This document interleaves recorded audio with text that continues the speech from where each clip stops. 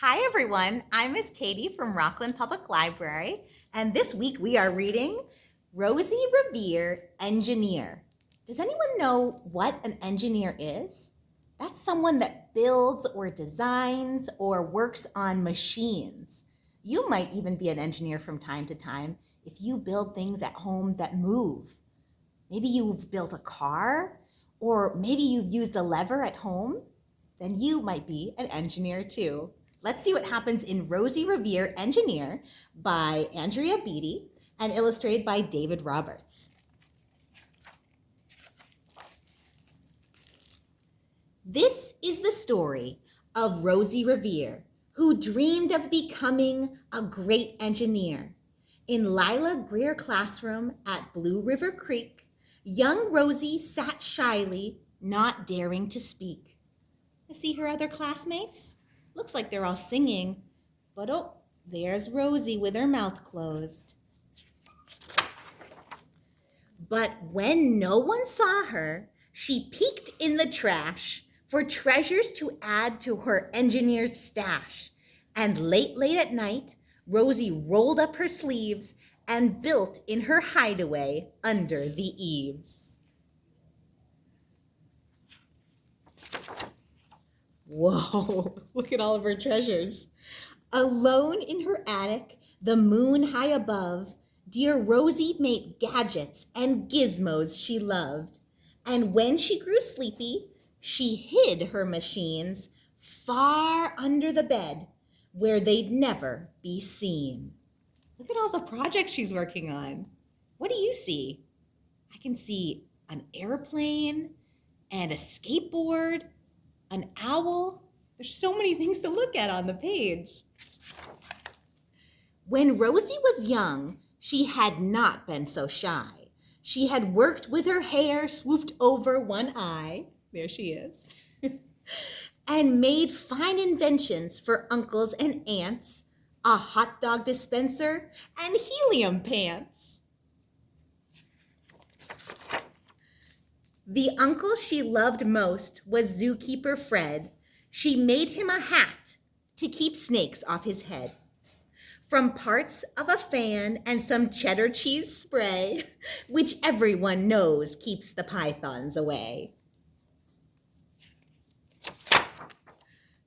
And when it was finished, young Rosie was proud, but Fred slapped his knee and he chuckled out loud.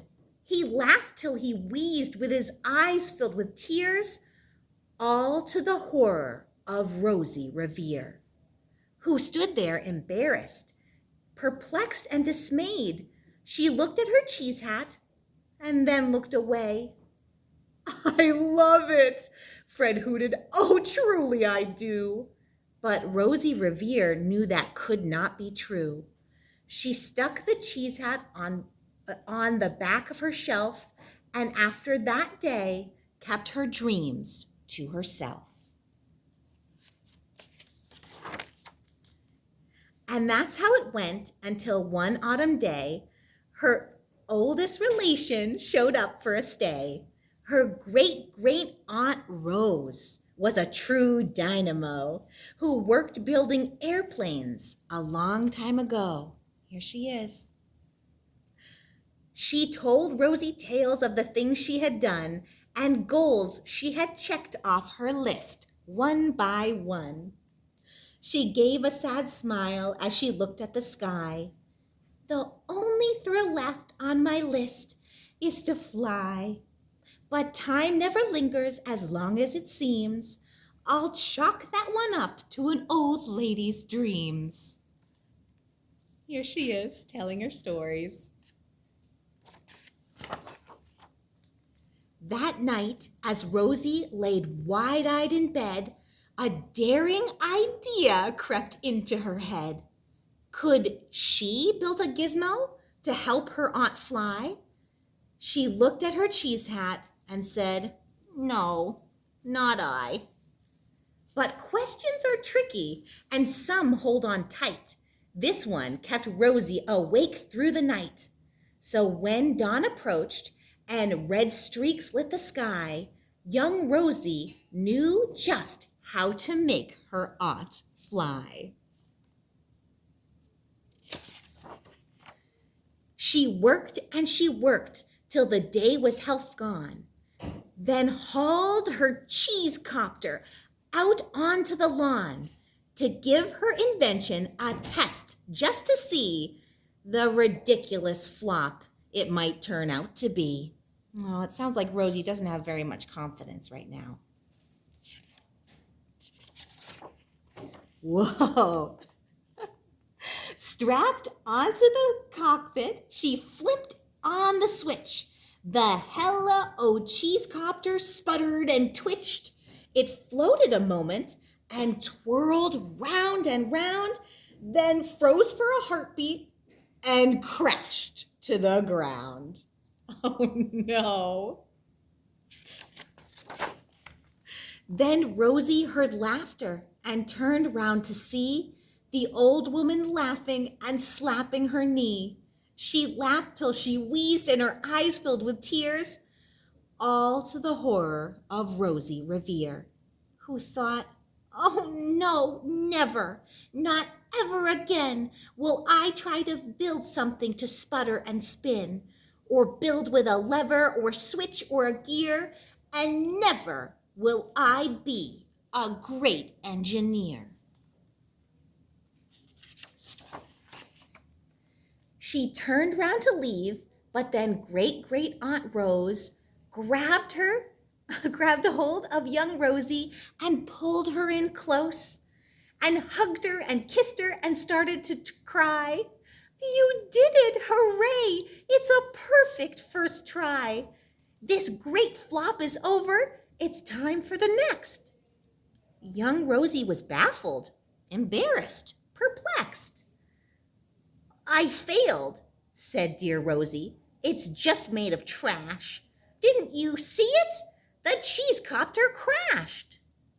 "Yes," said Great Aunt, "it crashed, that is true.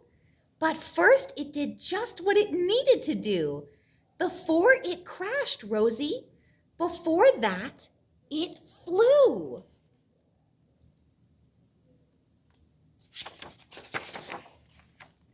"Your brilliant first flop was a raging success. Come on, let's get busy and on to the next." She handed a notebook to Rosie Revere, who smiled at her aunt as it all became clear. Life might have its failures, but this one was not it. But this was not it. The only true failure can come when you quit.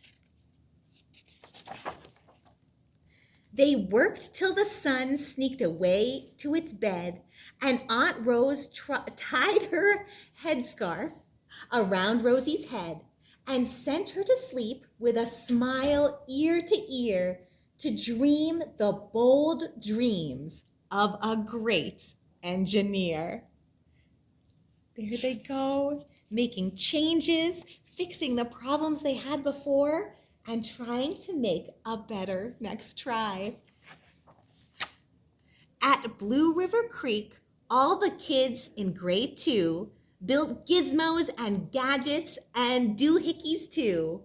With each perfect failure, they'd all stand and cheer, but none quite as proudly as Rosie Revere. The end. And look at all the great things everyone's working on. Someone's building a house on wheels. I don't even know what this is. Is this something to help you sing and dance? Look at all those fun ideas. The end. Great listening, everyone. I hope that you enjoyed the story of Rosie Revere, and I hope you all get a chance to do some engineering today at home. Have a great day. See you next week. Bye-bye.